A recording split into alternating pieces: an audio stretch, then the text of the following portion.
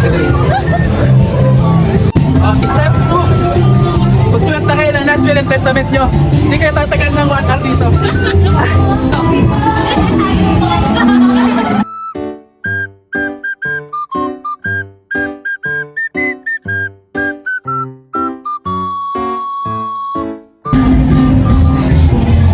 Step 3. Magpalda.